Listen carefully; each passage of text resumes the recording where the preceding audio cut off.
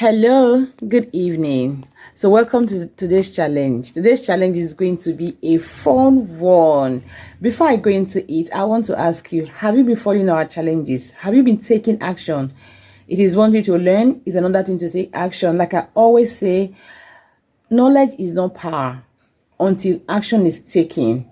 When you take action, I tell you, you are going to get results. If you're in my inner community, you will hear the results I share every single day. They happen because I take action. And as long as you take action, you are going to get results. Okay, today's challenge is call your child a pet name. I thought it was funny. Call your child a pet name. Now, pet names are terms of endearment. It is very common. We use them to in our relationships to express affection, intimacy, and fondness. You know, we call our spouses pet names, we call our children pet names, we call our friends, our siblings, people we just kind of have a special affection for, we call them pet names. Now, there is something I want us to note there. The key point here is we call people pet names when we are happy with them. I've heard people say several times that, oh, when they're angry with their husbands, they forget about the pet name and they just call their husbands by their names. Now, this is where the trick comes in. The challenge is for you to call your child a pet name all through this week. Call your child a pet name all through this week. We all know how incredibly powerful words are, especially when you have a child whose love language is words of affirmation. Calling that child a pet name will go a long way to make a difference.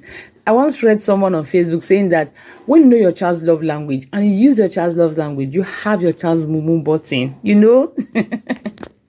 So at the end of this video, before the end, I'll share what we intend to achieve with this exercise, with this challenge this week. But before then, I'd like you to know that a pet name makes your child feel cherished, valued, and special. It's like having a secret language that only you and your child understand. You know, it kind of strengthens your bond.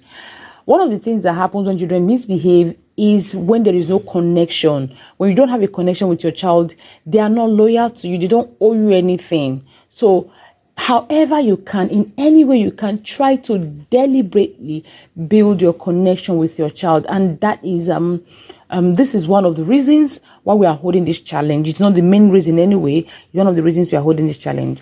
So let's go into how we are going to come up with a pet name. I know very many people already have pet names for their children. You call your children, oh, sweetheart, people even call their children professor, and a lot of things like that. That is fine. So if you have a pet name for your child, you can decide, okay, you want to run with it. If you don't have a pet name for your child, create one pet name. Select a pet name that reflects your child's personality, interest, or physical features. You know, it could be something adorable, funny, or even a play on their name. Just get it creative. Like people have children. Maybe you have a child who is I'm trying to remember the name now. You just give a very fancy, you shorten it in a very fancy way. You know, something that, oh, only my mom calls me this, you know, kind of pet name that is unique to both of you. That is created from love. So you have to deliberately come up with a pet name from love. Now, not just that. One of the names I actually want you to use, I'll encourage you to use, is a name that kind of aligns with the vision you have for your child. For anything that will constantly remind you of your parenting vision for that particular child. So that is a pet name I will actually recommend you use. Now, here's the ultimate goal for this challenge. It is to help you regulate your emotions.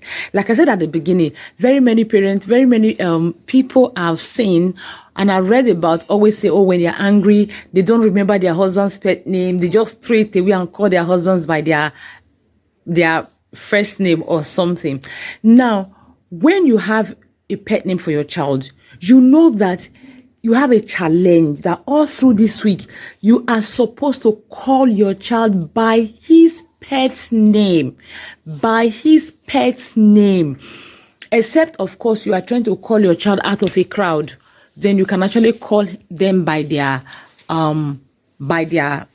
first name. Or maybe your children will feel, oh no, mommy, don't call me by my pet name in school. I'll feel embarrassed. You can actually leave it at that.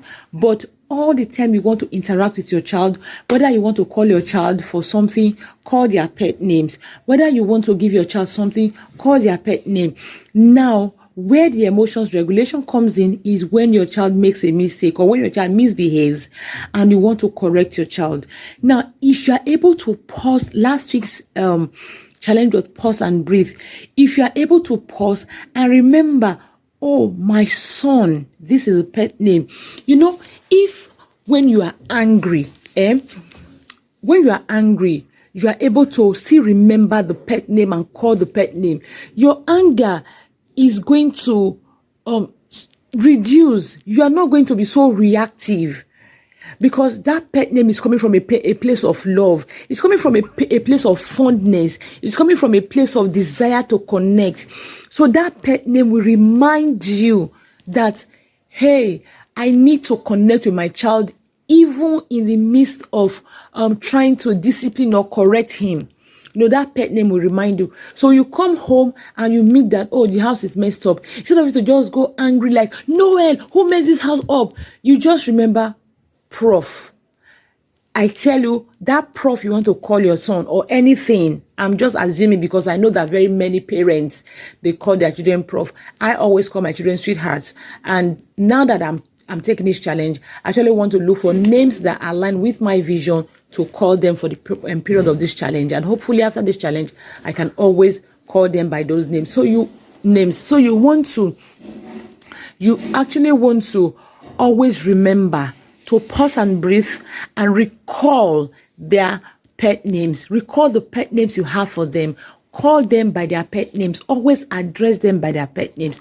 Remember, two purposes for this challenge. One is to help you build a connection with them, deeper connection with them. And secondly, is to help you work on your emotions. Once you're able to work on your emotions, you are going to be able to build connection with your children. So this week, it is the pet name challenge. And I do hope you stay committed to it. Again, whenever you are angry, even if you are angry at them, just don't throw the pet name away. Call the pet name. You know, the consciousness of wanting to call them by the pet name will help you calm down. And quite frankly, if you are reacting impulsively, you are not aligning your actions with your vision. It is not possible. It is not possible.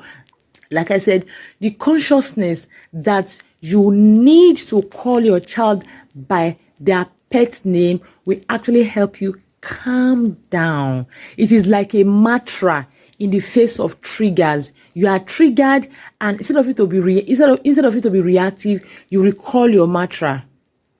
That is it. You recall your mantra. That is it. So I hope you are going to follow this challenge. You're going to be committed as usual.